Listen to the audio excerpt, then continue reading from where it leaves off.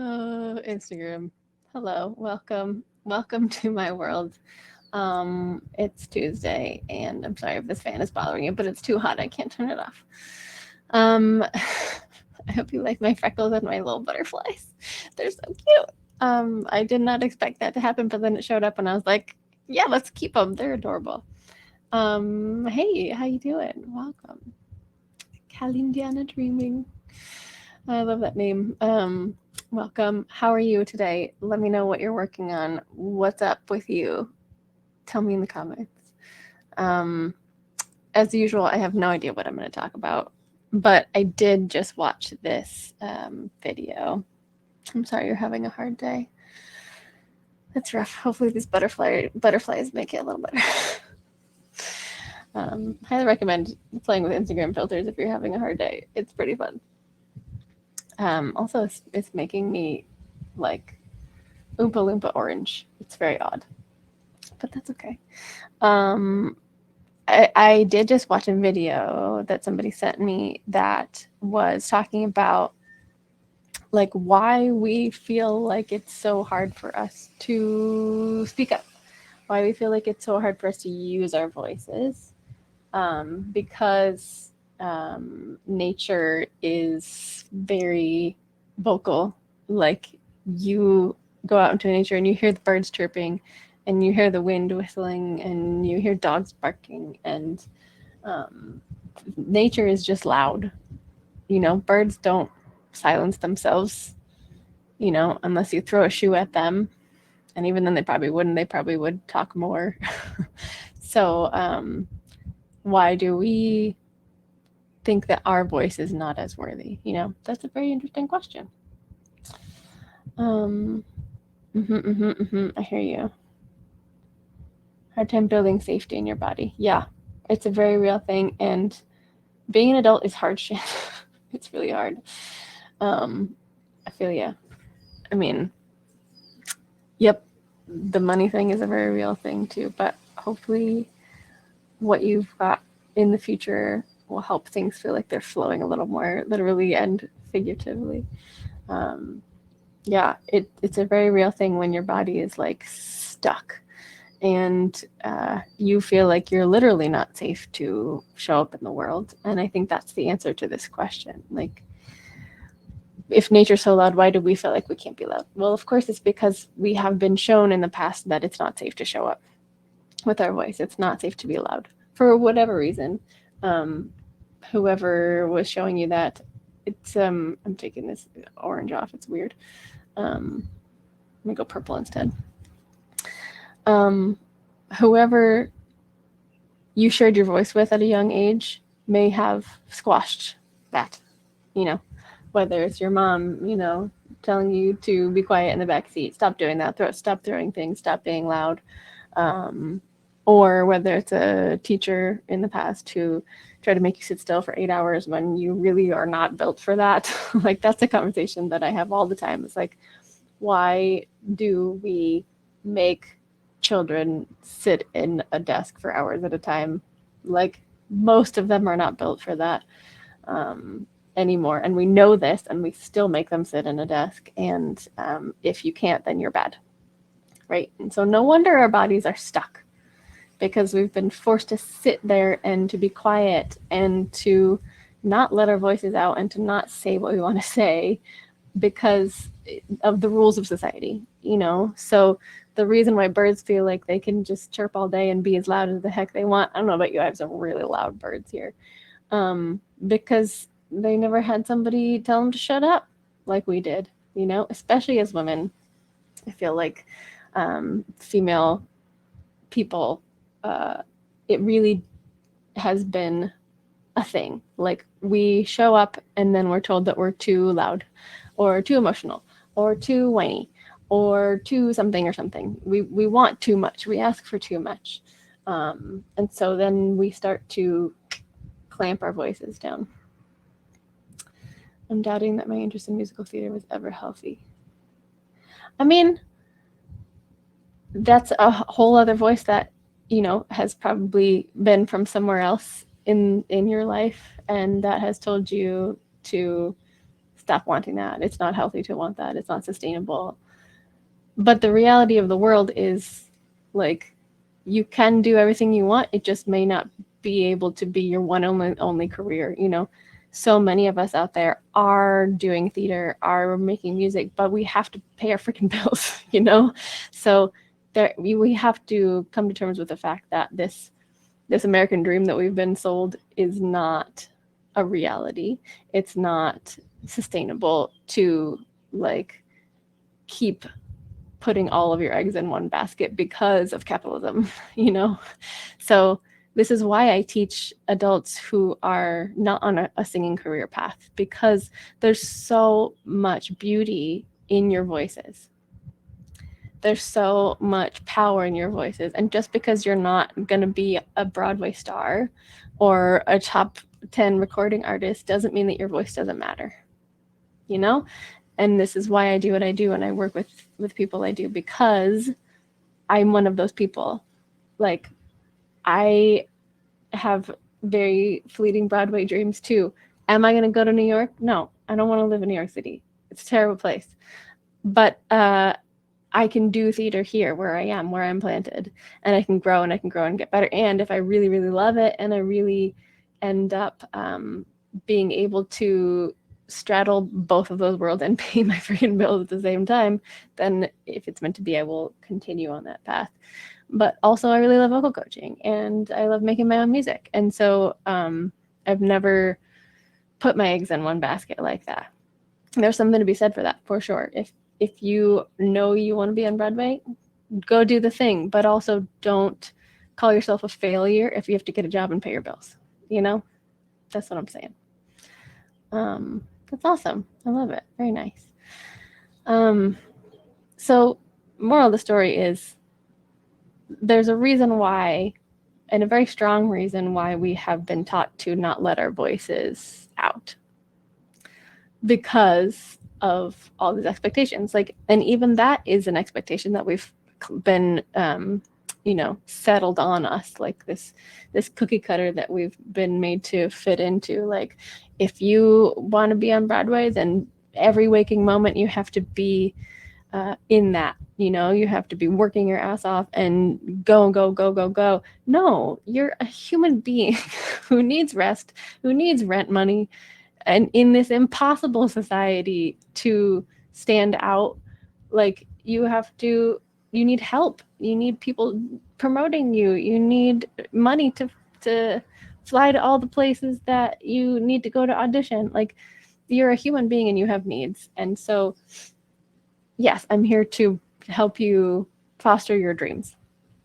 However, I'm not going to be the teacher that tells you drop everything and go struggle till you have to eat ramen every night just so you can make your one little dream happen. Like, there's a reality here, and that reality is that we need rest and we need to feel taken care of. And so if that means you have to get a job, it doesn't mean you're failing at your singing dream, you know, because we have other interests. Like you said, we have so many interests. I don't know about you. I'm one of many multifaceted people in my friend group. Like, I have a lot of theater friends and we all have jobs because theater doesn't pay a lot of money here. Sure, we are all really talented and we could probably go get a job doing theater somewhere that pays, but then you would probably still need a job because theater doesn't pay a whole lot anywhere except for Broadway, and that's like teeniest of 1% of the population. So what I'm saying is, go follow your dreams, but maybe make your dreams a little wider than what we have been taught is like, if you don't do this, then you're a failure. You know what I mean? So take all of these grains of salt with you every day. So when your gremlin comes in and is like, why aren't you making money as a singer? Why aren't you going to audition for Broadway? You can be like, bitch, because I'm a fucking human being. Like, I have to live, I have to pay my bills, and I have other interests. I'm a multifaceted being, and all this hustle culture is not doing any of us any good, especially if you look at it from a feminine perspective.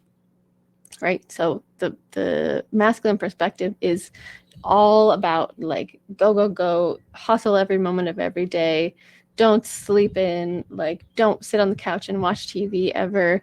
Got to be working for your dreams, otherwise you're not good enough. Like one of my students said she watched this YouTube video of a guy who was like, yeah, I I wrote 10 songs a week, and then I put out all these songs, and so that's why I'm so successful. And so she was feeling bad about not making 10 songs a week. And I was like, this is the problem with hustle culture. If you have to have a job and you're comparing yourself to somebody who doesn't have a job, maybe who is getting an income stream from somewhere else, you're going to compare yourself and you're going to feel bad for not writing 10 songs a week or not practicing for an hour every day like other people who you may look up to. Of course, pleasure. Thank you for being here. Come back and watch the rest whenever. So that is to say that we just exactly, that's where I was going. Like we have different cycles, right? I don't know why this filter is making my teeth pink. That is creepy. Maybe I should change to a different filter or no filter. Weird. So yes, men work on a 24-hour cycle. At least testosterone influenced people. If you are in transition, this may feel different for you. But this is the idea of like every day you wake up and you go again until you're dead at night and you're done. And then female identifying people, estrogen influenced people, have this 28-day cycle where we have days where we're feeling like so much energy and really ready to go, and then halfway through the cycle it dips a little bit, and then it comes back, and then it dips again.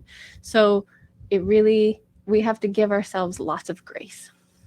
Like we don't all have to be Gary Vee, right?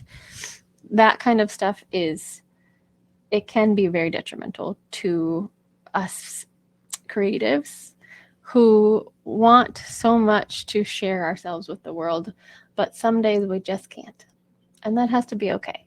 You know, you can't be a bird in a tree popping off every moment of every day because we are not birds, right?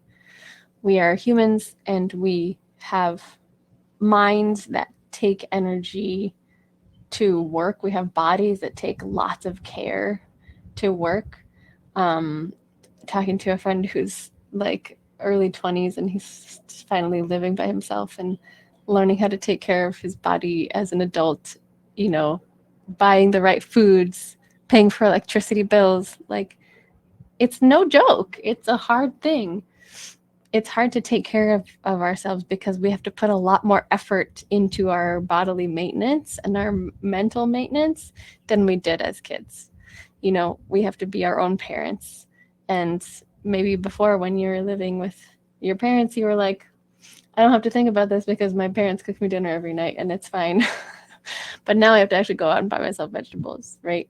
I have to give myself rest. I have to make myself rest even though I don't want to, even though I want to stay up and do this thing because I'm an adult and I can do what I want. But the balance comes in.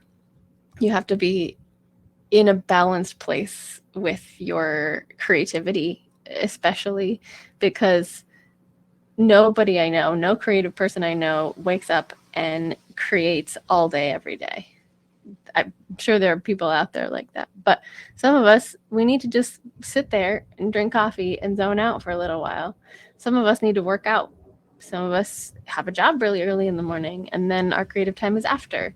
Like, we have to find a way to create the environment for the creativity by not running ourselves into the ground and not forcing ourselves to do something that our nervous system is not prepared for us to do, you know? So, all that being said, if you're feeling good, if you are taking care of yourself, if you're not in gremlin free mode, by all means, create, pretend you're a bird, be loud. If your nervous system is dysregulated, if you're in fear, if you are in, you know, something triggered you, don't force yourself to create, to be loud, because stepping that far out of your comfort zone is going to make you recoil. It's going to make your nervous system tighten up and be on the defensive even more, you know?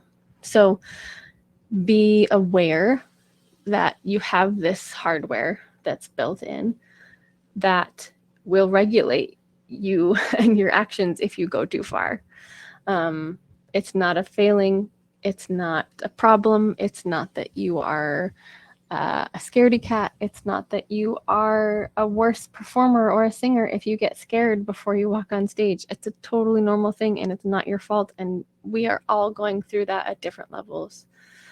When it comes to sharing your voice, this is why we train our nervous system. This is why we train our voice in group settings, like I have in my program, so that it becomes less of a scary thing, so that it becomes less of a nervous system attack to share your voice in front of other people, so that you can play in this zone of bird-like play, right? You know how birds sometimes sound like they're playing a game with each other, like one goes doo, and the other one goes doo, and they just keep doing that back and forth, and you're like, what are they saying to each other? Are they like playing whatchamacallit, Marco Polo or something? Like, it's kind of cool to see them just play with their voices and let that sound out from the bottom of their soul, right? But we have to be in a place that it feels okay and safe to do that. So when you are in a safe place to do that, when you have created safety in your body, that's my best advice I can give you, especially in everyday practice. Performance and practice are different things. In everyday practice, my best advice is to go play, make messy sounds, make ugly noises, because that's how we train our body to think that ugly noises are okay. And it allows us to lean in a little more and to just go for it a little more. Because so often we get so afraid of going for it and what that would mean if somebody else hears a quote unquote ugly noise or a messy sound. Or if somebody thinks that we're a bad singer or a bad person or bad in general. It's like our worst fear. So I think what we really need to do is train the imperfection muscle, train the messy, train in playing. I want you to be a play weightlifter. Like, really, it really is, because when we're hanging out with children, we can play all over the place, and it's fine, and we don't worry about it because we're not worried about what they're thinking of us, because we know that they're really good at playing. But when we are practicing by ourselves, we put so much pressure back on ourselves, right? It has to be perfect. It has to be good every time I do it. And there's no room for imperfection. And that is a recipe for breakdown. I'm just going to pause so you can let that sink in. Okay. So don't put yourself in that situation. Give yourself rest. Give yourself time to look back on your life where these voices came from, right? If you have voices in your head going, you can't do that thing, you can't go be on Broadway because it's too late, you're too old, you haven't given up every moment of every day for it, so it's unrealistic, it's unsustainable. It's bullshit. It's all bullshit. Even if you work for 5 minutes every day at whatever your singing goal is, and it's important to have a little goal, little mini goals are really helpful. Do that. Do what you can do. Just take your pressure off as much as you can while you are actually doing the act of singing, right? So instead of having your 5 minutes be, oh, I only have 5 minutes, I got to get this right, have 5 minutes be, I'm just playing. I'm making stuff up. I am trying things. I'm learning things. I'm in sandbox mode. I'm doing a scientific experiment, and I don't even have to publish it. It's just for me, right? So letting yourself off the hook for being perfect all the time is very important. That was kind of a rambling essay. But hopefully you got the gist of it. Anything you want to add or ask? I have a little extra time. If I said something that didn't quite make sense, feel free to ask it in the chat. Even if you're watching this after the fact, let me know and I will answer you. This is a really good segue. Somebody asked the other day if I have any techniques for getting through a song breathing wise without getting taken away by the emotion of it. I thought that was really an interesting thing to think about, because so often I love it when singers are taken away by the emotion of a song. I think it's really cool. But of course we want to be able to keep going, right? So how does one balance that? And I think it has a lot to do with what we were just talking about, like knowing what your default is, what your gremlin is, what your nervous system's default system is, and knowing that when that starts to happen, that you have tools to choose a different path, right? You don't have to necessarily go down that road. You can still feel things. And because you've practiced this song and you've practiced being in the emotion, it doesn't have to be like that every time. That would be the thing I would suggest, is not just practicing the technique of the song and the melody and the lyrics, practicing being in the emotion and letting it out, like in your sandbox time, being an actor, being in a situation in your mind that makes you feel connected to that song, and letting it out as much as you can. And then when you go up on stage, it won't be the first time you've ever gone down that road. So it won't be quite so raw. And so you can tap into that feeling, but also taking your belly breaths so that you can consistently sustain your tone as you are singing, but still feel into that emotion, and to kind of straddle both worlds of this feeling human path and knowing how to sing this song and executing a technique. And this is why singers are so magical and so skilled, is because we get so good at that we can show people, we can open up our hearts, like we can break open our rib cage and show people our hearts, and still hold the technique, because it becomes muscle memory. Because I know that when I go up to this note, I have to open this much, and I know I have to put this note here in my placement instead of letting it just go wherever.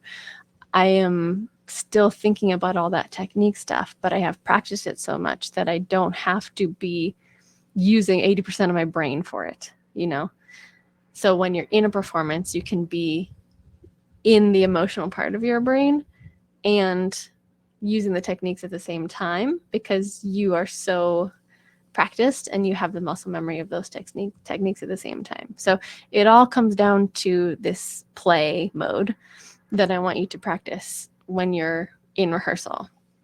So when you are in your safe space, whether it's a room or your shower or your car, whatever that looks like for you, being able to tap into that emotion. Be careful when you're in your car, because if you're really emotional, it can be dangerous. But when you're in this place of safety, like bodily safety, you can fully lean into that and then play on this edge of, how can I be fully in this emotion and not let myself go 100% down that road, hold on to this technique that I have in my muscle memory now at the same time. Singers are very good multitaskers usually, because we have to be thinking about these two things and remembering the melody and the lyrics and connecting with your audience and listening to the music in the background all at the same time, and continuing to go with the flow and not worrying about failure in every moment. Because if you're worrying about failure in every moment, then what you're thinking in here is going to happen in here, because that's happened to me many times. Every time I think, oh, I hope I get this note right, guess what happens? I get it wrong. Every time I think, oh, I hope I don't forget these words, guess what happens? I forget the words. So we have to really be in flow in the moment, and the only way to practice that is to be in flow in your practice time as well, and to be in allowing mode, full straight up allowing mode. When you're practicing, like, yes, it's important to go over little points that you're struggling at to make sure you have, like, this interval is hard, I'm going to practice it over and over again so I get it muscle memory down. But then once you go to do the full line or the full verse, whatever you're working on, it's so important to think, okay, I know that I can do this. I gave myself evidence, and I'm going to lean in, go with the flow, and whatever happens, I'm going to continue on with it. Even if it's not how I planned it, even if the intention was there, but the execution was not quite there, it's okay, because music keeps moving on without you, and you got to just go, right? So we have to become experts at not dwelling in quote unquote failure. Like, think about jazz. Like, there's 8 billion wrong notes according to regular pop music structure in there, but they continue to go even if they hit a note that quote unquote doesn't fit, because they can always find their way to another note that works better. And sometimes even they sit on the note that quote unquote doesn't work because it's cool and it's different, and that's what jazz is about, right? So it's all about your perspective. And that feels like the end of what I have to say. So thank you, Claudia, for asking that question. That's kind of my experience. It's just practicing enough so that you can go there, but not let yourself be swept away by it, I think is very important. But also, it's okay if you get swept away by it. We love to see people actually feeling. That's why we love good actors so much, because a lot of them are actually feeling the stuff that their character is feeling. And we love to see realness. We love to see real people opening up their hearts, because so much of our lives are shut down by those people that tell you shouldn't do the thing. You know, those teachers that tell you, nope, don't be too loud. Don't show how you're really feeling. I had multiple jobs where I was told I was too emotional. And I was like, so mad. Because I'm like, if I'm crying, I can't stop it. It's coming no matter what. I'm sorry. If somebody is rude to me, it's going to affect me because I'm a human, and that's okay. And so I learned to be like, you know what? If I'm too emotional, then maybe I am not in the right place. I need to go somewhere where I can be my full human self and not shut off half of me because it's not corporate appropriate, right? And this is what I want you to think about as a singer. Like, how much of myself have I been shutting off because I don't think it's appropriate, or I don't think people want to hear it, or I don't think it's okay. I think I would be bothering somebody with my real imperfect voice. Just food for thought. So take that and do with it what you will. I love you all. Thank you, Louisa and Sam, for hanging out. It's nice to see your faces. Let me know if you need anything in the future. I'm always here for you. My DMs are always open. I will be at a conference this week, so I'll be a little less available. But please let me know what you are working on. Also, this week, I'm doing a summer vocal boost. Oh, my pleasure. Thanks for being here. It's really cool to hear that it works for you and it touches something inside of you. It's good. Yeah. Thanks for being here. It's nice to see you. What was I saying? Oh yeah, if you know anybody that wants to work on their voice this summer, I'm doing a little discount, my friends and family rate, basically for the summer for June, July, and August. Ends on Thursday. So if you have somebody that you know that, oh, that's so awesome. I love that. Thank you, Samantha. Samantha. If you know anybody, or if you are somebody who wants a little vocal boost over the summer, now is the time, because it's way less than what I usually charge. So 3-month package. I only do 3-month packages because I think it's very important to hold space for yourself and dig in deep and make it a commitment so we can find some layers underneath what's going on for you.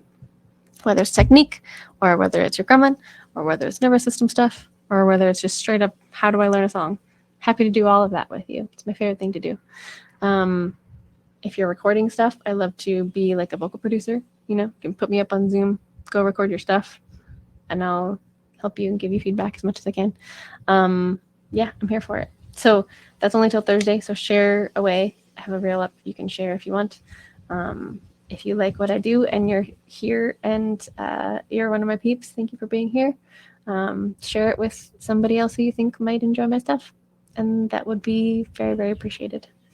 That's what's going on this week. I'm going to a songwriting festival on Wednesday, tomorrow through Sunday.